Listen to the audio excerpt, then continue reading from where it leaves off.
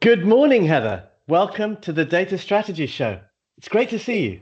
Good morning. It is great to be here. I'm delighted to be talking with you this morning. Yeah, fantastic. And we've tried to do this a number of times, haven't we?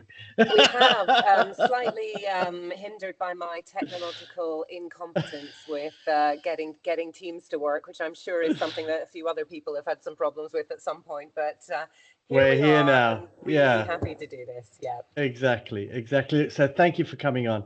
Um, what I'd really like to do is just, for the benefit of the listeners, just a little bit of a background about, who Heather is and, uh, uh, that would be great.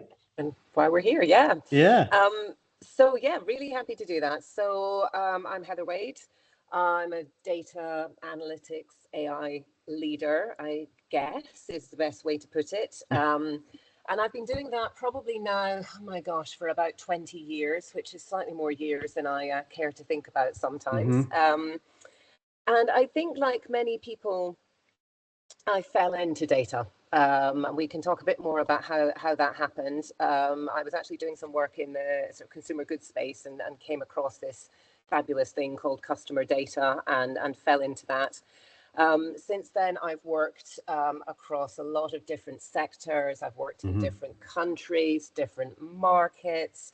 I've gone back and studied. I completed my doctorate earlier this year, and I'm exploring trying to give back by doing some advisory work to some Hmm. startups and scale ups as well. I really love the data and analytics space, and I just think it's a really exciting place to be. And I'm really happy that I found it all those years ago. Great.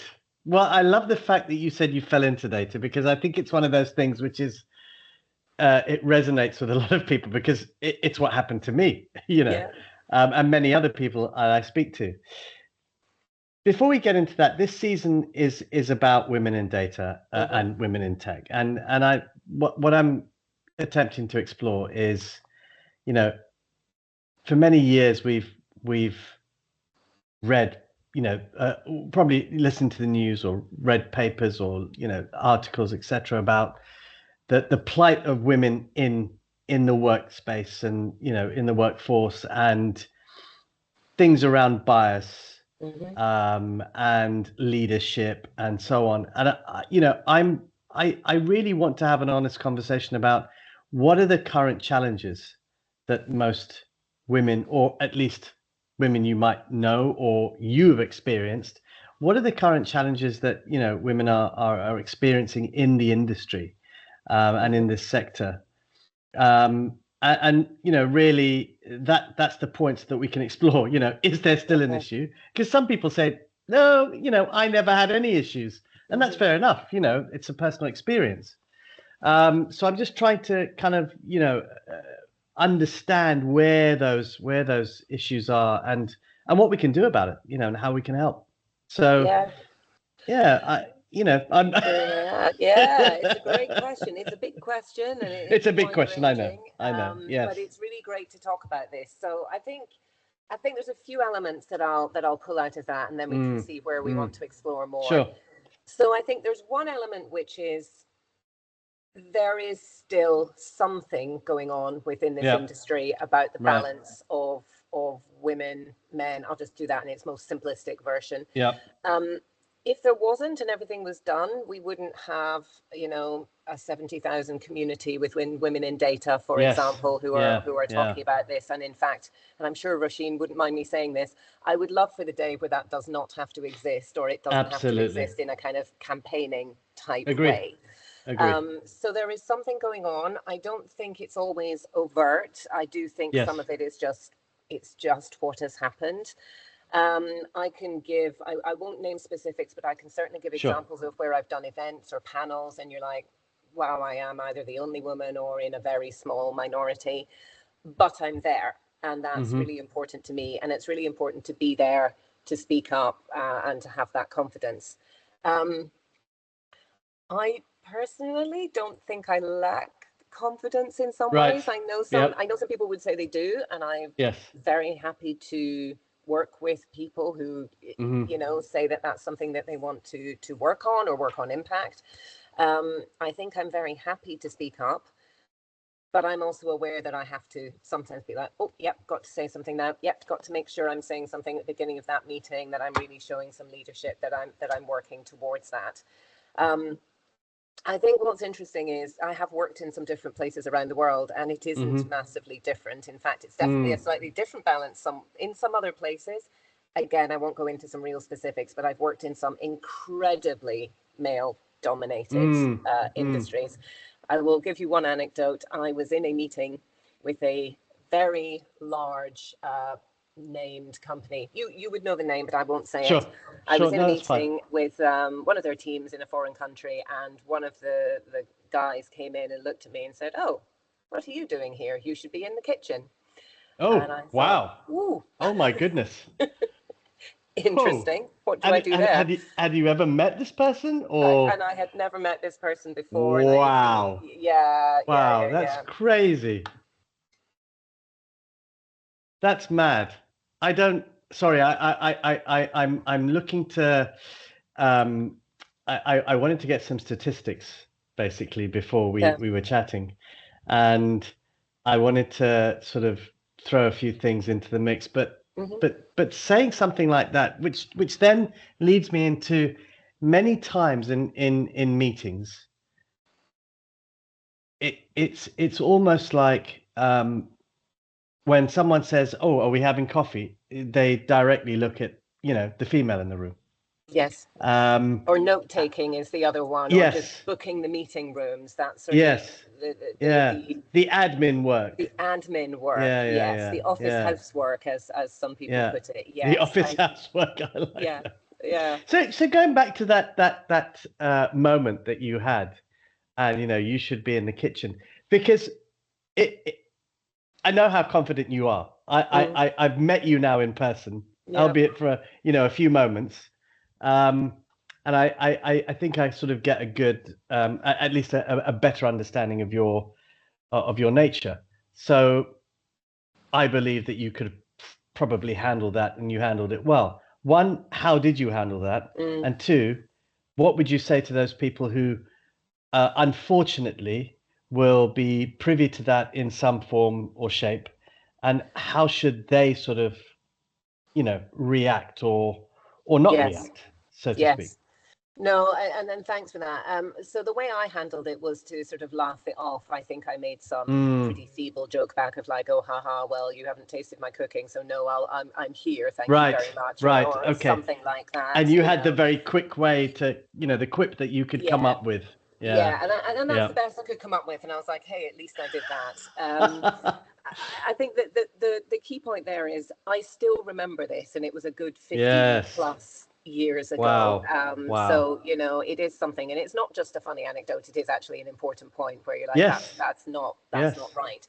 No. What I would say now is go and say something to someone about that. I don't mean you have to immediately start some huge grievance procedure. I'm not saying that. I'm saying go and have a conversation with some people about, hey, this happened.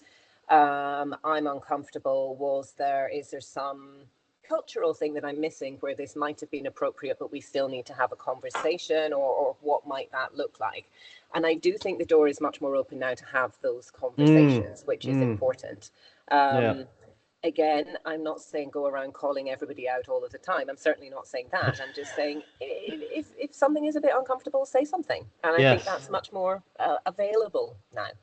Right. And sometimes, if it, certainly with me, I would probably go and speak to that person. And I would not confront them, but just say, look, that was a very strange thing to say. Can we talk about it? And can I understand why you said it? Because it was slightly offensive. And so I just need to really, maybe that person was having a bad morning. Maybe that person, and generally, I'm not saying that, I'm not defending that person, but I always try and think about the other person and think, why would they say that? Yes. Is it because they've got a real big problem at the moment, about something? So for me, it's interesting to see that dynamic, and to hear that dynamic, because yes, I've experienced probably similar instances in the workplace, but not really from obviously that, but with, you know, with my color. Yeah. So that's another, you know, and I've faced it head on, because Yeah. I'm probably a little bit like you in terms of, I'm not taking that. I'm just going to air it out right now. Yes. And, you know, if anybody's going to feel demeaned, it's going to be that person who said whatever they said. This is it. Get a bit of Yeah, sunlight on it, you know, and correct. have Yeah, that yeah, conversation. And that can all be done in a very professional, just as you say, hey, just like to have a conversation about that comment. Is there a reason? Did I, you know, is something not quite come out in translation? Is it somebody's second language? Is it a very, yes, very different working culture? You know, those kinds yeah, of things. yeah, And, yeah, you know, do that while give people a little bit of the benefit of the doubt as well. Let yeah, them yeah, yes, explain what's yeah, gone on. what's going on? Yeah. Yeah, exactly. I was looking at some statistics the other day, and I've brought Mm-hmm. them up now. And one of the top statistics that I saw, which is in, and these have all got they're all backed by specific surveys. So there was a women in tech survey done, and it said bias and discrimination in the workplace. 73% of women in tech report experiencing gender bias in the workplace. So it's still a big thing, Yes, sadly so. unfortunately. And Yes. then around 57% of women in tech report they have faced gender-based face discrimination, and 48% report bias over their technical abilities.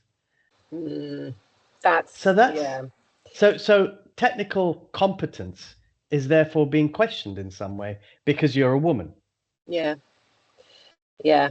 Which is, it's scary actually that this is still the Yes. case, quite And frankly. I'm going to have a quick look at the source, because this is 2025. Hmm. Yeah, I'm not sure things are actually getting better. I've got a funny feeling that we're not making massive progress in some of these areas. Which then to me sort of says, and obviously supports why you said that there's a 70,000, you know, community in women in data. Hmm. Absolutely, And yes. that's obviously making a huge big impact to, you know, the camaraderie and the corralling of, you know, people and the mentoring capability and so on around that. Yeah. But there's still a lot of work to do. In your in any of your experiences, have you ever worked within organizations to try and move the needle on these kinds of areas? Are there things that you've experienced, you've said, look, I really want to push this into a different space and Mm. try and you know, not air these things, but try and work through these as a company? Has there ever been anything that you've been involved in? Yeah, I think there's a couple of things that I think are key there. So one thing I'll call out is I spent some time working for a smallish analytics company, and they were actually over 50% female. Okay. That is the only time in Right. my career, in my quite long career now in this industry, Yep. but that's the only time where I've actually seen a company or a significant size of analytics team that was more than 50% female. And I'm not saying it was 70% female. I'm saying it was on in the Sure. 50s, but it Sure. was more. That was great, actually. Yeah. Yeah. The really technical leads were female, and were very highly respected, and it was just it was a fantastic atmosphere. Personally, I have always tried to aim for getting at least balance within the teams that I'm working in, and making sure that that balance goes into the technical side as well as I'll call it the slightly softer side, you know, maybe the You're right. account management side, or whatever that might be, but really trying to get that balance as well. And trying to make sure that you're balancing when you're recruiting, when you're having those Yep. conversations, when you're putting together events, etc. So yes, I have tried that. The other thing that I'll call out is there's an initiative I've been involved in called Menopause X, which is really designed around having Yeah. senior female leaders stay in the workforce for longer. Because the other thing is, if you can't see senior women in your industry, Yes. then how do you Yeah. Yeah. know that this is the place that I can make my career?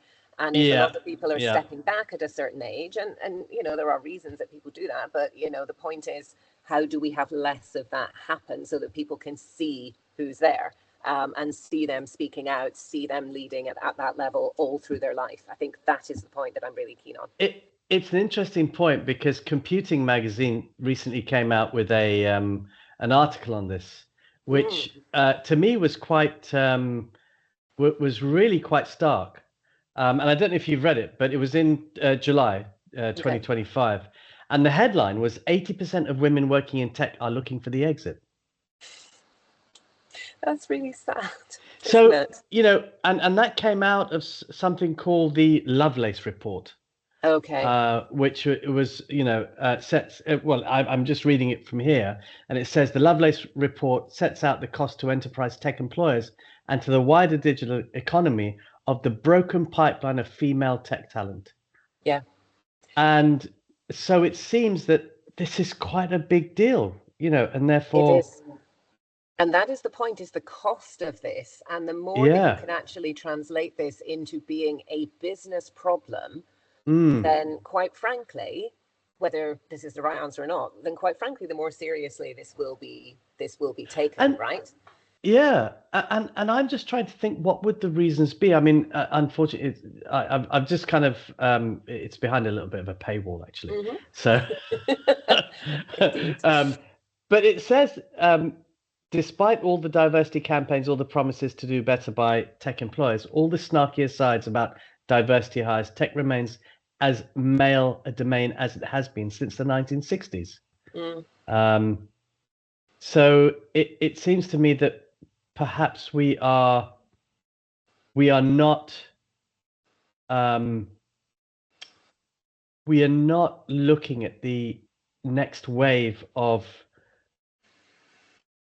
the young females who are coming up in the STEM or the STEAM degrees, or you know, even those in the school area. And I think there's another thing here, which it says the report quotes amongst multiple data sources, which the ONS data shows that the number of men employed in the ICT sector has increased by 11.5% over the last 5 years, whereas the number of women employed has fallen by 7% over the same period.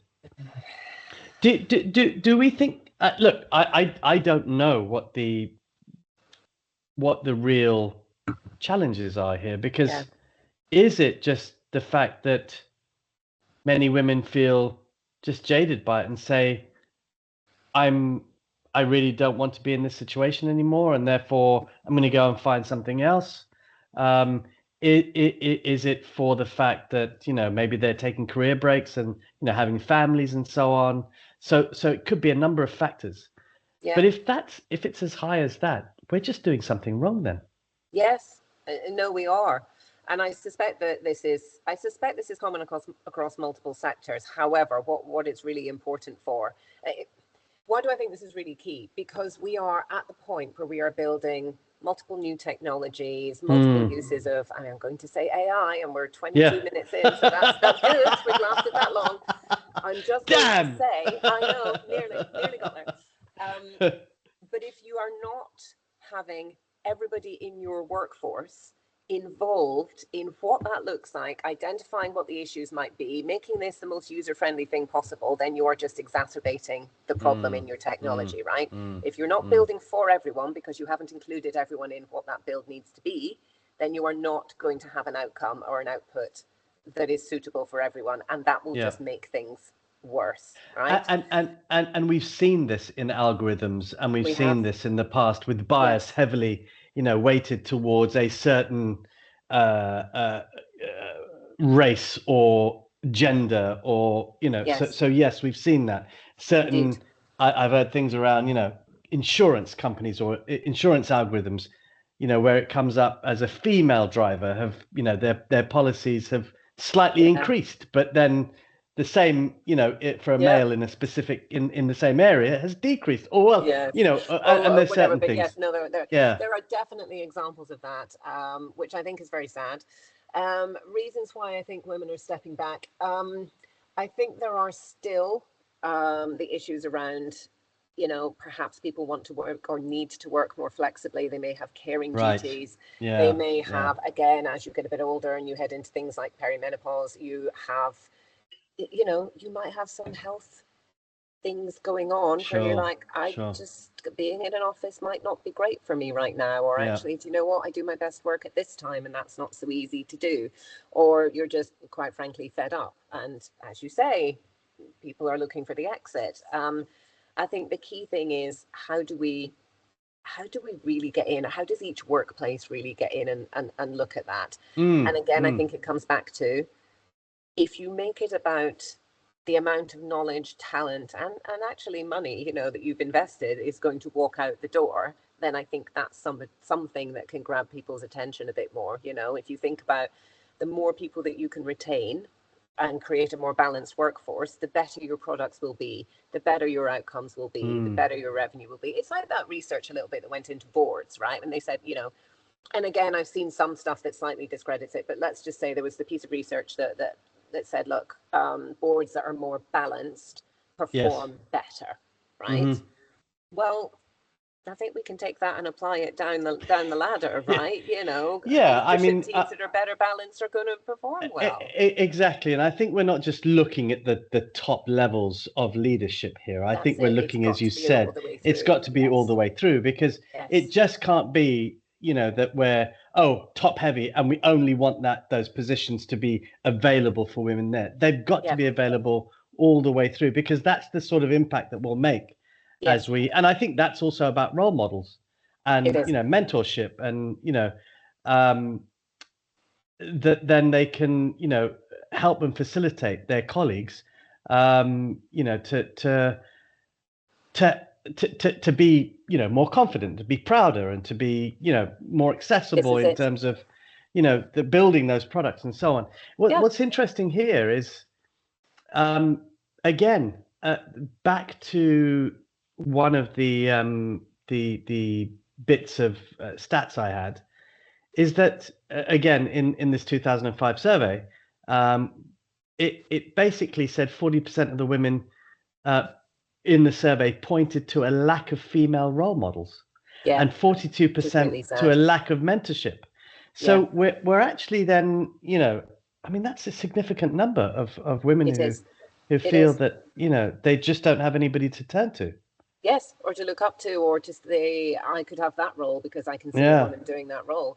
So I think that there's a piece there that again comes back to keep people in the industry all the way through, make sure you're retaining that leadership. I think mentorship needs to happen at all points in your career, right? I think that, everybody has a line manager, right? But not everybody has a mentor. Now, I don't believe in some kind of mandated mentorship program across everything. That doesn't necessarily work either. But I think that more needs to be made of mentorship and sponsorship as well. And again, those are different things, right? And again, that is also different from your direct team leader. And I think that more companies could do a better job of really clearly defining what those three things are and having all of those three things available.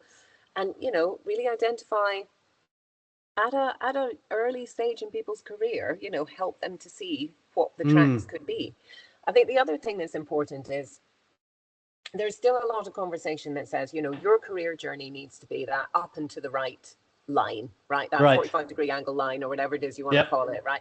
Every single step I make, every move I make must be up the way with a bigger team or a bigger budget or more of this and more of that, right? And I think that is also not the case. I think that it's really important to help people see that they don't have to take on a massive managerial job if that's not their thing. That's not the only ticket to success, right? They don't need to be running a huge budget. They can be doing sort of individual contribution, or they can have that more, and I know there is a company that actually is called this and looks at this, that sort of squiggly career where people do some different things, right? But are still having that impact. I think that's a really important message for women as well. It's like, it's not everything is always up and to the right. You should be helped to make the decisions that work for you as well.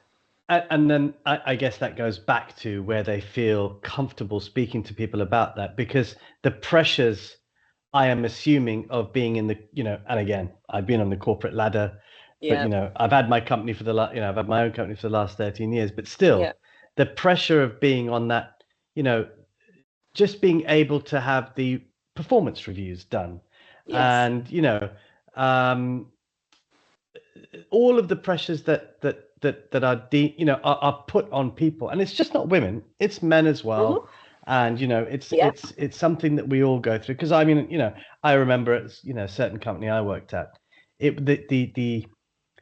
the pressure and stress of having to be laddered, which is you're pitted against your colleagues. And if you haven't done extracurricular activities, or you haven't done, if you've done an amazing job, if you've both done an amazing job, but the other person has done one thing more than you, then they go above you. Yeah, they're up this level. Exactly. And it's insane, because you look at it and you think, so many, again, many women might not have time to do those specific out of work extracurricular activities, because they've got, maybe they've got family sort of family dependence, commitments, caring and commitments, etc. Exactly.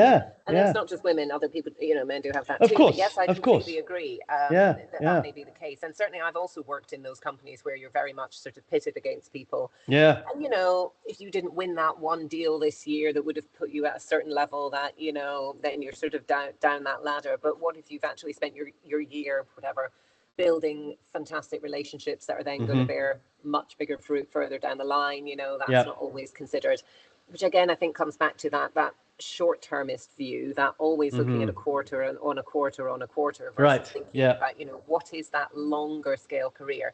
How do you get people comfortable talking about, this quarter I'm not going to show a result, but actually that what I'm building is A, B, C, is going to reflect that in exactly, which comes back then to the confidence to build that narrative and be able to really articulate that. So let's talk about confidence. In Women in Tech report, there's something that it was in their Barriers to Leadership report in 2025. 85% of women reported experiencing imposter syndrome or self-doubt. Yeah. And it's a big thing that I speak to a lot of women about. Yes. And no doubt, I mean, we all go through some form of imposter syndrome, but there is the fact that I think men embrace and just do it. Not to say that women don't. Even if they're say 70%, I maybe tick off 70% of those boxes, but a woman will look at it and say, ooh, I don't tick off maybe 30% of those boxes, so I'm not going to do it. And I think there's that bit around the confidence and the self-doubt and so on. So how do I know you probably haven't been through that in your career, because have you? So tell me about that. Tell me about that. No, I absolutely have. Yeah. And I think this is a really important thing. So I think a bit of imposter syndrome is a good thing. Not a lot of it. And I'm going to talk a bit about what I mean here. If you don't have any imposter syndrome, if you've never thought, oh, I'm not sure I can do that or whatever, I don't really want you on my team, because I think you've got some other stuff going on, I like people who've got a little question, like, oh, that's interesting, maybe I'm not quite sure how I'll do that, I'm still interested, but I'm not sure, I'm sort of going to question that. I think that's not a bad thing. What is a bad thing is when it stops people from moving forward, as you said. So people who will say, well, I'm not going to apply for that role, I'm not going to put myself forward, I'm not going to speak up in that meeting. Well, somebody else will speak up in that meeting, and you might actually be sitting there thinking, well, that's a load of rubbish, I could have made a much better point. So that's what you should be thinking. So I had it the other week. Two things I'll say. One is I've actually just quite recently been doing some coaching work with actually a man who quite clearly said, I think I have some imposter syndrome going on. And we had a really great set of conversations around that. Fantastic. So I will say it may be more prevalent in women, but it's not just that. Sure. So secondly, I had it the other week. I was looking at a really interesting board role, and I looked at it and I was like, oh yeah, no, I can't do that. Well, I've definitely not done these 2 points. There was a list of about 12 points. There was sort of 2.5 where I was like, well, I haven't done any of that, so I cannot possibly apply. And so what I actually did was apply anyway. and Okay, thought, good, I'm good. just going to do this. That's really Yes. good Yeah, practice yeah, for yeah. me. And I did Yeah. it with an air of, I don't expect to get this. I'm doing Yeah. this to get feedback, and then I will take Yes. that feedback and think Yeah. about what else would be helpful for me. Mm, So I think identifying it is absolutely fine. I think when it right. stops you doing things, that's the Naturally. investigation Yeah, to yeah. have, Yeah. right? Yeah. Yeah. So I'm not surprised it's 85% or so. I think it's Which probably, yeah. In which is fact, it might even be extraordinary. higher. I Yeah, didn't think that it would be that high, yeah, quite frankly. And again, I don't know what the sample size was. yeah, And it could have been a very small sample size. But maybe it's one of those things that well, 4,274 women yeah. That's pretty globally. decent. Yeah, That's not bad. That's not yeah, bad. yeah. Exactly. Um, yeah, and here's the thing, for something that's done now, and to really think about, um, there's one thing here which is actually really quite frightening for me. And the reason I say this because I've got a daughter. Mm-hmm. She's 14 years old, and fine, she's very young, but she's at one point going to be in the world of work and Yeah. so on. One of the things here, which is really quite scary as I read it, is of those 4,274 women that were surveyed, 56% of them said that they'd faced discrimination or harassment that Mm, hindered their career progression. mm, yeah. 56%. So, Yeah. that's a large spread of women who, throughout their careers, no doubt have experienced Yeah. some form of discrimination or harassment, which has then could well have led to them saying, "I'm done with it," Exactly. and Yes. I'm out. I'm going to go and find a better thing to do, or something that's going to give me the confidence to be my best. Yes. Um, what would you say to those women who, and again, I don't know if you've experienced that, discrimination or any kind of harassment, but what would you say to a woman or the women who are, sort of now thinking about career in data or tech? Mm-hmm. How robust do they need to be? Because this is quite Yeah. frightening, in It's that quite sense. frightening. Yes. It's a good question because robustness and resilience are things that Yeah. you're told, oh yeah, these are great things to have. You're like, well, to an extent, but not if it's against things as negative Yes. as discrimination, Yeah. etc. Yeah. Have I experienced this? To some Well, yes, you extent, experienced the yes. discrimination in the kitchen Yeah, comment, yeah, but the exactly, harassment piece, I think, exactly. is Harassment is even worse. yeah, I think exactly.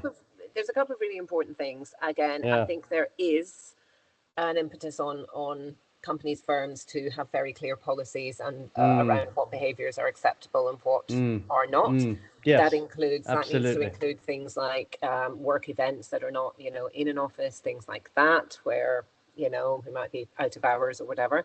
I think that's really important. I think what else is important is to give everyone the benefit of the doubt, and because Hmm. quite often, um, people who are raising things, there's, a lot of questions around what that might Yeah. be. I think making sure that everyone has the benefit of the doubt, that you're able to have an open conversation, that people feel that they've got the ability and the way Mm, to say what has happened and to be believed is really important.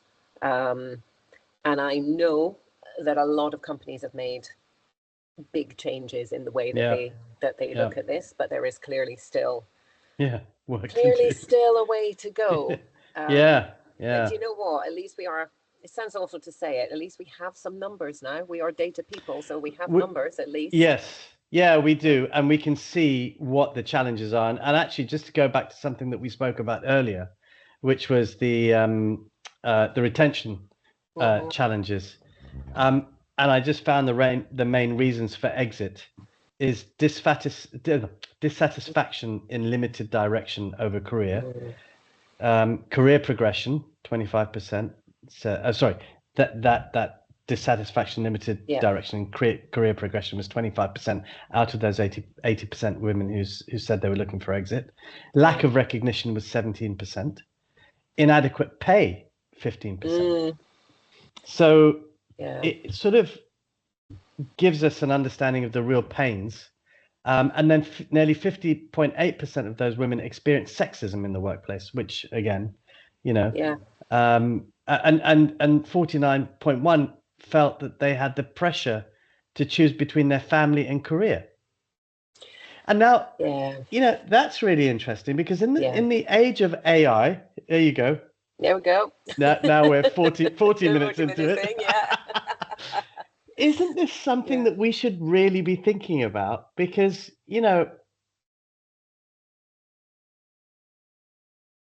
AI is going to be, and I don't know yet because I don't have a crystal ball in front of me, but it's going to be, obviously it's very prolific right now, and it's only going to become more and more invasive in our everyday lives. So if women are feeling that they have to choose between a family and a career, but yet the career is not giving them as much, where does an AI is then putting pressure on top of this? Exactly. Putting pressure on cost, putting pressure on effectiveness, or whatever that might be. This all sounds a bit doom and gloom. Doom and gloom for the future, doesn't it? I mean, I'm sitting here thinking this is not great, and it does think, I do think about then the next wave of young females coming up, and and what will they see? What will they see, and how will they be able to react or gain a foothold into this? So on that note, and let's make it a little bit more positive here. Right? What would you say to those girls who are up and coming, who are maybe they're currently in school, or they're currently thinking about hey, I'm thinking of doing a STEM degree or whatever. What would you say to them are the, I don't know, top 2 or 3 things that they need to instill in their DNA right now to get into that new world of work? Okay, so I'm going to pick up a couple of things here. So I would say I still believe a STEM or STEAM set of studies is important, right? Now the focus may change slightly, but that rigor, that application is really important. So I would say don't move away from that. Still keep thinking about what that might look like for you. Data and analytics, etc., is still, in my view, going to be a massive opportunity, and that does require some rigor. Now, what it also, I believe, requires is, yes, this is a science, but this is also a social science. And I think that what the AI is not necessarily going to do is bring that really human element in, that translation, that narration, that real, I don't want to just sit and type something into a model and get an answer. I want to go and talk to a human about what this means and what I'm going to do in my business and what this might look like. So I would say bring in that kind of social science view as well. I've done this in my career. I obviously, as I said, I sort of fell into data. I had a chemistry degree in the first place. I kind of fell into data, but I'm not a deep techie.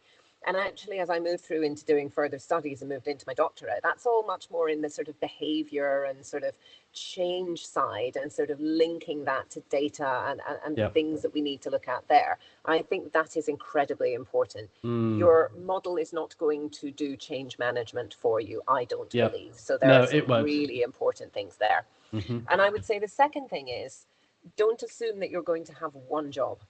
I would say very much assume that you are going to be doing 2 or 3 things concurrently, and that's fine. That's not bad. That's great. This is what I see the world of work moving to.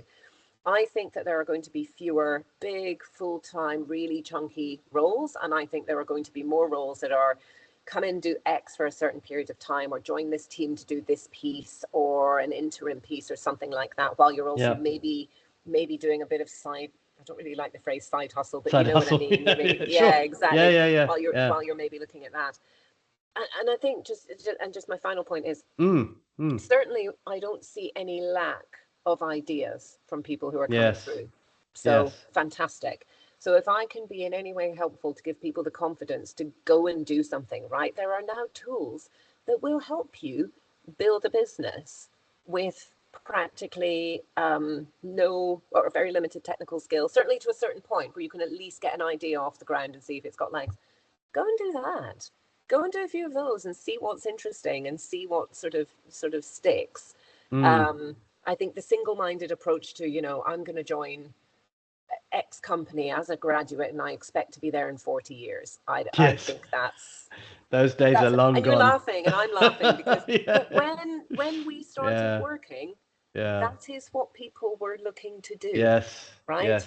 And I believe that's gone. I really believe that's pretty much gone. I think you're right. I think those days are gone. And I think, the talk of, I was recently on a panel where it was about the world of work and where it's heading. And the even the thought of people talking about that everybody needs, some form of concept of universal income is quite crazy. Yep. Because we're already speaking about that as if the AI and the robots are taking over. Yeah. So to me, that's slightly insane that we're having those. But these are the ideas that are gaining credibility. Universal basic income was something that was ridiculous a few years, not ridiculous, but it was talked about on the fringes a few years ago. Yes, and now it is a much, much, much more prevalent It's a much concept. bigger conversation. And you just think, where is the money going to come from? But that's another that's probably another podcast. Yes, that's definitely another podcast. So one thing that you didn't get to, and I think my final question to you is, how did you fall into data? Yes, I never got into that. Right. How I fell into data was this. So I was working for a very big consumer goods company. You would definitely know the name and you would know some of the brands. And I was an account manager. And I was an account manager on Tesco. And then the sort of lead on Tesco said, these dunnhumby guys are going to come in and talk to us about data. Oh, right. And I was like, okay, whatever. And then they came in and I was like, oh, that's really interesting. Really, you can do that. Oh, this is interesting. And it really piqued my interest around that, the science mixed with the people, right? And this was in the days when dunnhumby was just growing massively, and they were doing a massive recruitment drive, and I applied and I joined. And I joined at that point where dunnhumby was literally exploding. And actually now, if you look around the data industry, the number of people who are quite senior, who have been through sort of dunnhumby school, it's pretty vast. So I joined there. I did 2 years in the UK, and then I did about 6 years working internationally. And then and then I sort of came back to the UK and then continued my career in data and sort of never looked back from there. And you were hooked. And I was hooked. That was it. Fantastic. It's that blend of data plus people, and it's never left me. Beautiful. Well, look, it has been a great conversation. Thank you. And I've really enjoyed speaking to you about so many different things. And yes, there are negatives. Yes, there are some harrowing statistics, but I think on the other side, we've got to be pragmatic. We've got to consider what the future holds for us. Humans are not going to go away. And you're quite right that we will need a blend of skills and a blend of ideas and a blend of thinking and specifically critical thinking. And I think there's a place for everybody in that space. So thank you so much, Heather. Thank you. And I wish you a wonderful day. Thank you so much. Pleasure.